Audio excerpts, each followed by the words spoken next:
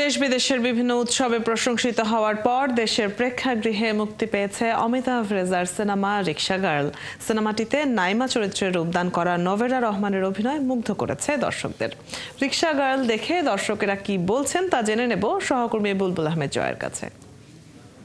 চলচ্চিত্র উৎসবে প্রশংসিত হওয়ার পর বাংলাদেশে মুক্তি পেয়েছে রিক্সা গার্ল।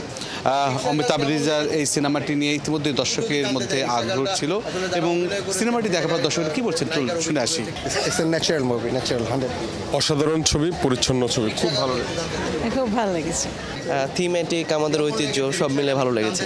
জি, আমার কাছে স্পেশালি নাইমার চরিত্রটা খুব ভালো লেগেছে। খুবই ভালো লাগছে আমার ছবিটা। জি, ভালো লেগেছে। কোন বিষয়টা যে বিষয়টা তুলে ধরেছে? সংগ্রাম একটা মেয়ের নারী সংগ্রাম, আত্মনির্ভরশীলতা। মিউজিক ভালো লেগেছে, পেইন্টিংস, কালার খুব সুন্দর। আমি বলবো যে নভেরা রহমান খুবই ভালো কাজ করেছে। তার প্রথম ছবি হিসেবে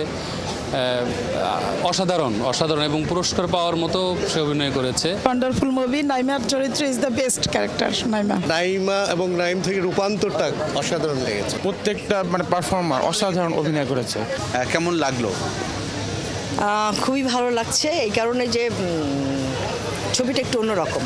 আমরা যেরকম ছবি দেখে অভ্যস্ত, নাচ গান, আইটেম সং, সেগুলো নেই তো। একটা নিটল গল্প, একটা অনুপ্রেরণার গল্প।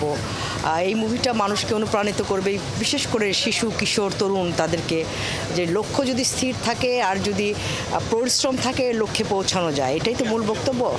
এই বক্তব্যটার কারণে আমার ছবিটা অনেক ভালো লেগেছে। আর আমি আমার মেয়ে হিসেবে নয়, একজন অভিনেত্রী হিসেবে, সহকর্মী হিসেবে বলেছি যে ও খুব ভালো করেছে।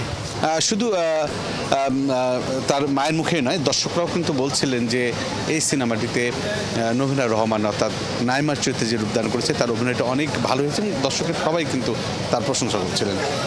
বুলবুল আহমেদ জয়, ৭১, ঢাকা।